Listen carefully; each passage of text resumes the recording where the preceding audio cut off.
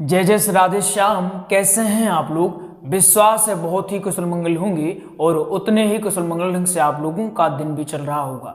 तो चलिए नई ऊर्जा और नए उत्साह के साथ आज की क्लास प्रारंभ करते हैं। आज हम पुनः भागवत कथा के महत्वपूर्ण श्लोकों को पहले एक एक शब्द समझेंगे। उसके बाद हम ये जानेंगे कि आखिर इन्हें व्यास पीठ पर बैठ करके लयबद्ध तरीके से बोल सकते हैं। ये सारी चीजें आराम से समझेंगे, स्लोली। तो चलिए, ऊर्जा और उत्साह आपका बना होना चाहिए, क्योंकि उत्साह अगर बना हुआ है तो हम बहुत ही आसानी से चीजें कर लेते हैं। और देखिए, भागवत के जो श्लोक होते हैं ये कहते हैं कि हमें दोहराओ, जितना दोहराओगे उतनी जल्दी हम तुम्हें याद हो जाएंगे। तो कुछ भी हो जाए, पढ़ते जाना है और दोहराते जाना है, ठीक है ना। उत्साह को कम बिल्कुल नहीं करना है। आइए समझते हैं कौन कौन से श्लोक हम पढ़ेंगे। उसके बाद यहाँ बोर्ड पर हम लिख करके आप लोगों को बताएंगे। आपके स्क्रीन पर श्लोक दिखाई दे रहे हैं, यही श्लोक हम समझने वाले हैं। पहला श्लोक है, लघुन्यानानि जातानि गौरवेण इदं महत् तदा ऋषि गणाः सर्वे विस्मयं परमं ययुः। पहला श्लोक ये वाला है। और अभी आपके स्क्रीन पर ये दूसरा श्लोक होगा, एकदा हि विशालायां चत्वार ऋषयो मलाः सत्संगार्थं समायाता ददृशुस्तत्र नारदम। अभी आपने सिर्फ एक तरीका देखा है हम श्लोक वाचन का, श्लोक बोलने की जो टेक्निक है, और भी उसको हम विस्तृत करने वाले हैं। आइए बोर्ड पर आते हैं, एक एक शब्द लिखेंगे, इसके बाद आपको अर्थ बताएंगे। सारी चीजें क्लास में होगी, ठीक है।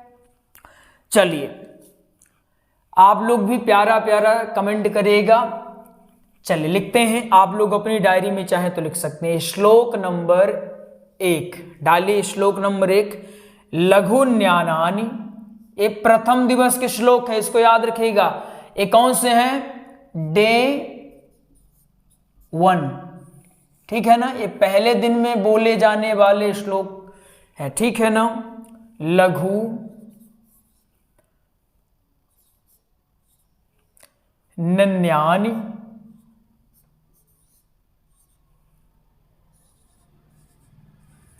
लिख गया।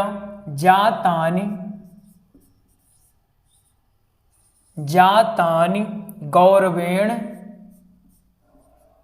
गौरवेण इदं गौरवेण इदं महत् इदं महत्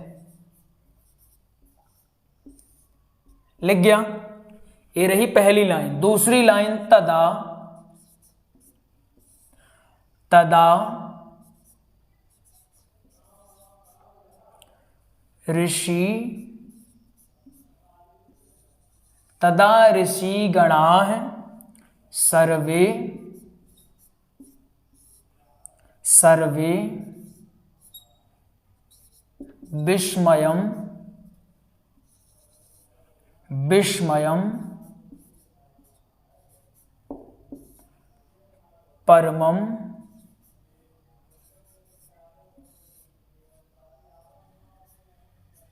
ययुः। लिख गया सबका? चलिए, अगर लिख गया होगा तो हम एक एक शब्द समझेंगे। इसके बाद हम समझेंगे इसको बोलना कैसे है। लिख गया है सबका? चलिए, दूसरा भी लगे हाथ लिख लेते हैं। इसके बाद हम इसको बोलना और अर्थ वाला काम करेंगे।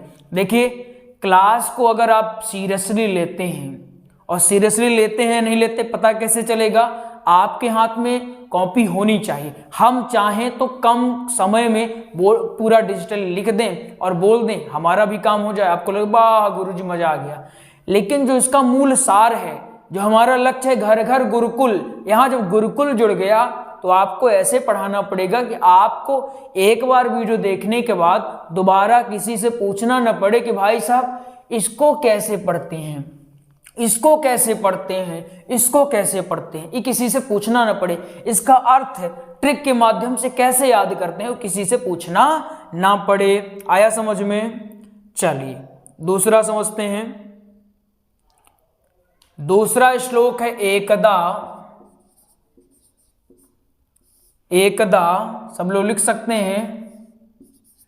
एकदा ही विशालायाम, विशालायाम, एकदा ही विशालायाम चत्वार, चत्वार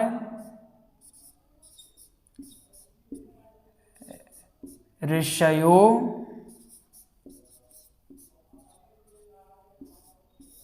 मलाह। ठीक है ना?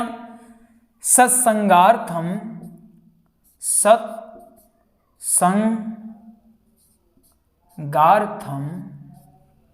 आपकी नोटबुक और पुस्तक में अलग टाइप का लिखा है, लेकिन हम सरल करके लिखे इसलिए इसको ऐसे लिखे हैं। ठीक है ना? सत्संगार्थम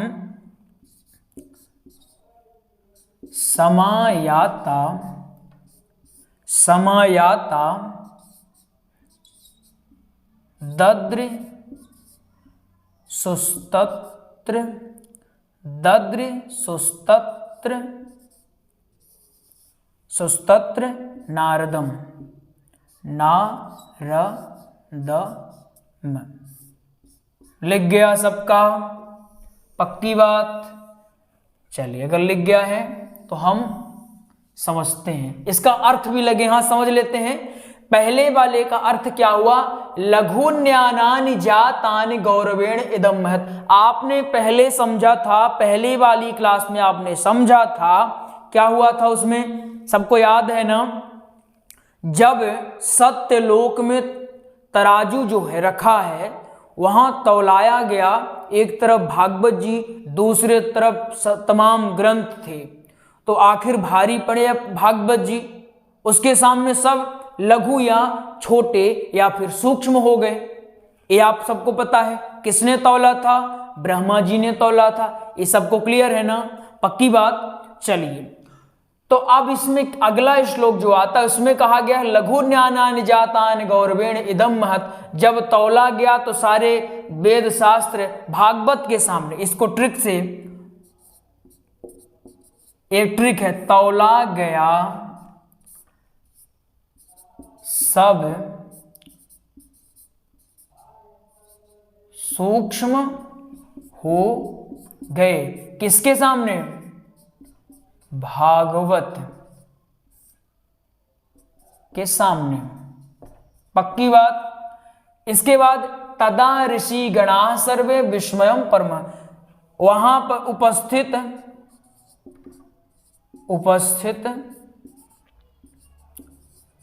ऋषि विस्मयम, विस्मय हो से भर गए, विस्मय से भर गए। ठीक है ना?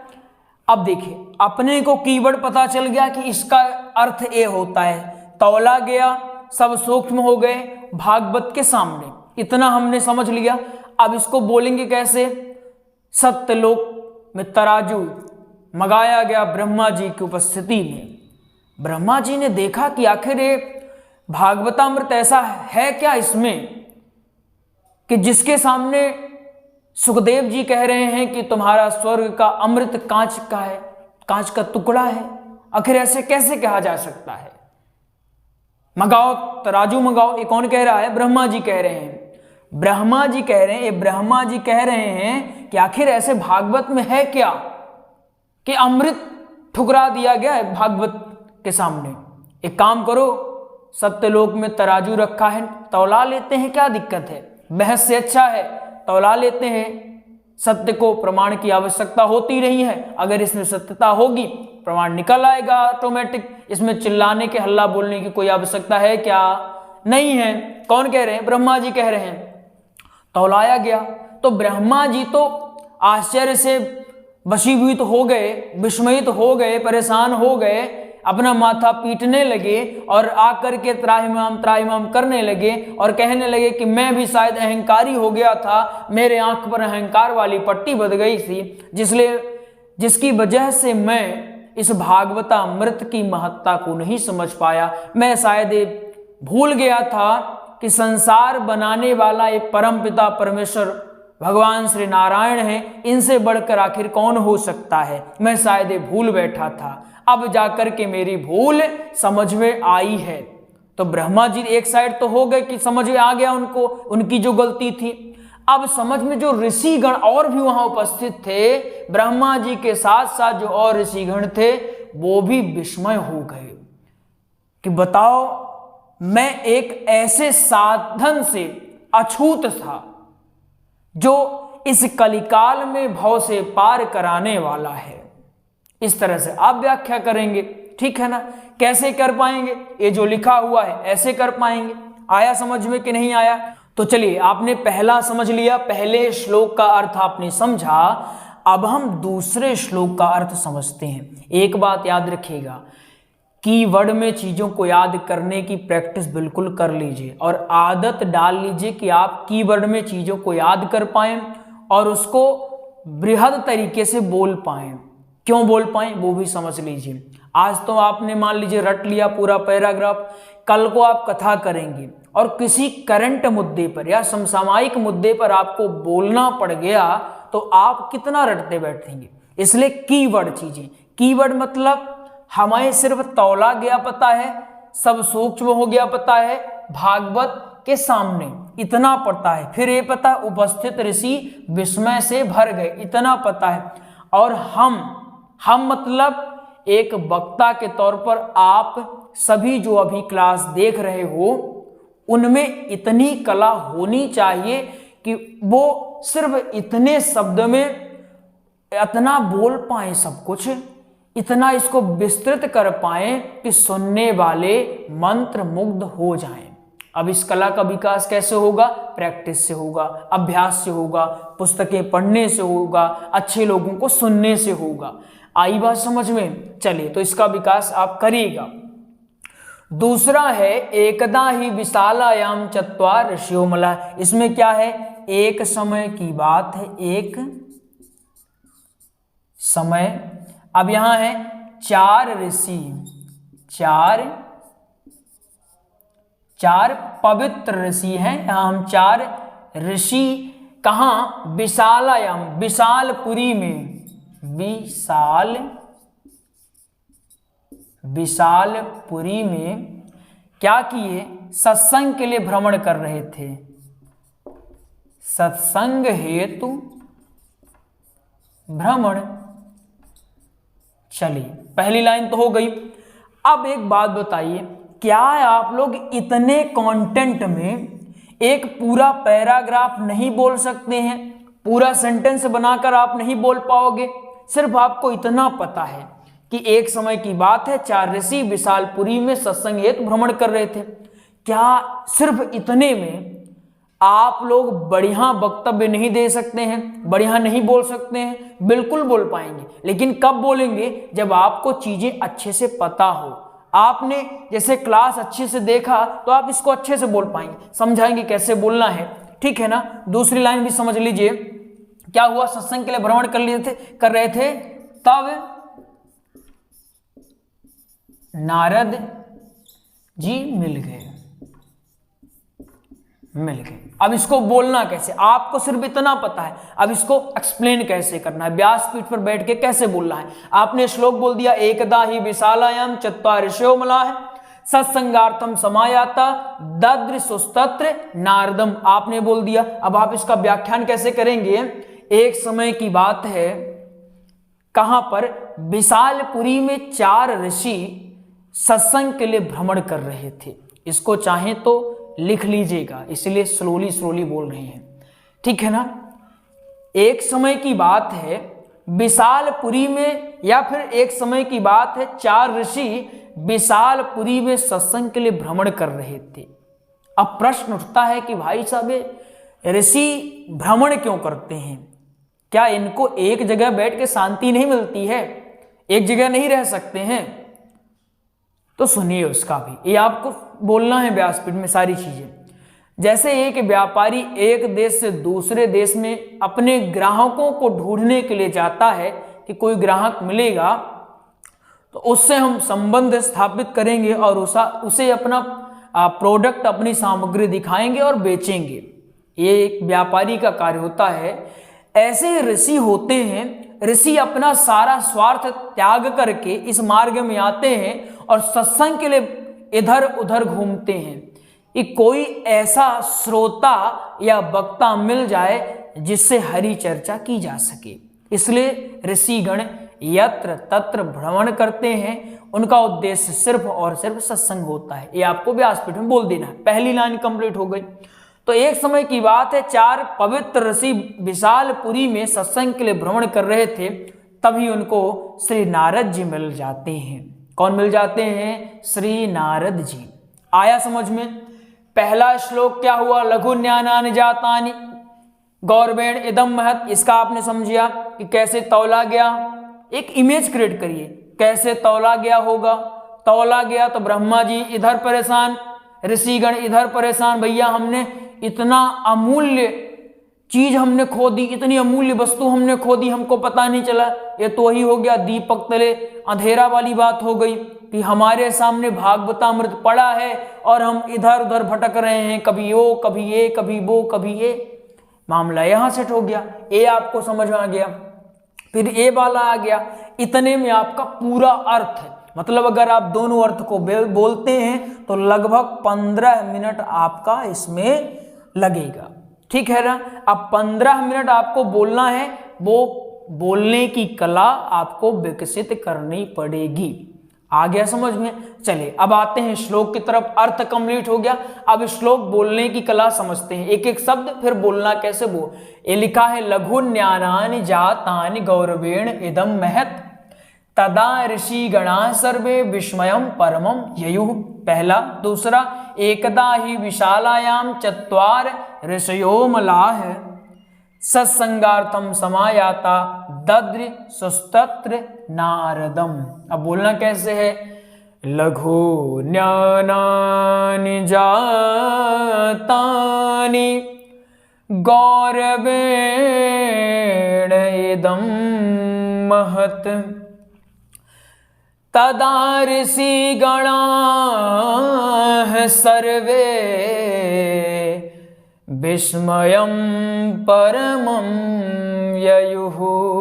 दूसरा, लघु ज्ञानानि जातानि गौरवेण इदं महत् तदा ऋषिगणाः सर्वे विस्मयं परमं ययुः। क्लियर हो गया ना? चलिए दूसरा श्लोक। एकदा ही विशालायां चत्वार ऋषयो मलाः सत्संगार्थं समायाता ददृशुस्तत्र नारदम्। दूसरा तरीका इसको देखिए। एकदा ही विशालायां चत्वार ऋषयो मलाः सत्संगार्थं समायाता ददृशोस्त्र नारदम। एक बार चाहे तो स्क्रीनशॉट ले लीजिएगा। कंप्लीट हो गया ना? चलिए सबका कंप्लीट लगभग हम ये पूरा विश्वास से हो गया होगा। जिन्हें एक बार में नहीं आता ना वो एक बार, 2 बार, 3 बार देखिएगा। और अब क्लास रेगुलर आएगी, प्रयास करेंगे। कुछ काम था यहाँ संस्था का, उस काम में लगे हुए, अभी भी लगे हुए हैं, काम भी पूरा नहीं हुआ, लेकिन क्लास आपकी नहीं छूटनी चाहिए। चलिए, लेकिन मेहनत आप भी किया करिए। जितनी मेहनत आपके गुरुजी कर रहे हैं थोड़ी बहुत आप भी कर लिया करिए। जो पढ़ाया जाए उसको पढ़ लिया करिए, इतना सा काम रहता है आपका। चलिए आपको जानकारी देते हैं, हमने भागवत जी का, श्री राम कथा का और साथ ही साथ सत्संग का, सत्संग जैसे आप अभी ने पढ़ा ना, सत्संग ये बहुत इंपॉर्टेंट है। सत्संग क्यों इंपॉर्टेंट है? देखिए, आप सीधे भागवत भागवत या राम कथा करने जाओगे, भागवत 7 दिन की, श्री राम कथा 9 दिन की होती है। तो अगर इतना बजट नहीं बनता है कि कोई इतनी आपकी कथा करवा पाए, और नए नए रहते हैं, कोई आपसे कथा क्यों करवाएगा? जब ऑप्शन उनके पास है ही, तो आपको पैसा देकर कोई क्यों बुलाना चाहेगा, है ना? वो भी तब जब आपको कोई जानता नहीं है। अगर कोई आपको जानता है तो बुलाएंगे, नहीं जानता तो क्यों बुलाएंगे आपको? तो वही जनवाने के लिए हम करते हैं क्या? सत्संग करते हैं। तो अगर आपको सत्संग का अवसर मिलता है तो नोट्स लेकर इसमें और बेहतर ढंग से हमने सत्संग बना दिया है। अभी तक आपका सत्संग का टॉपिक थोड़ा कम था और हमने इसको विस्तृत कर दिया है, मतलब अब आप सत्संग बहुत ही अच्छे से कर सकते हैं, है ना?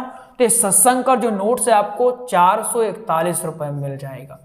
क्वालिटी बढ़ाए हैं, शुल्क हमने नहीं बढ़ाया, याद रखिएगा। श्री राम कथा का नोट्स आपको 1449 रुपये में मिल जाएगा, और भागवत कथा का नोट्स आपको 1389 में मिलेगा। अगर हस्तलिखित लेंगे तो वो 489 में, याद रखिएगा हस्तलिखित है, ठीक है। ये मिलेगा कैसे तीनों नोट्स? ये मिलेगा आपको पीडीएफ में। कैसे मिलेगा? पीडीएफ फाइल में, ठीक है ना। अब इसे प्राप्त करने के लिए आप इस नंबर में कॉल कर लें, नंबर है 8269386376। इस नंबर में आप कॉल कर लें, आपको नोट्स की और जानकारी भी दे दी जाएगी और नोट्स भी आपके लिए उपलब्ध करवा दिया जाएगा। तो आइए मिलते हैं अगले प्रसंग में, तब तक के लिए जय जय श्री राधे श्याम।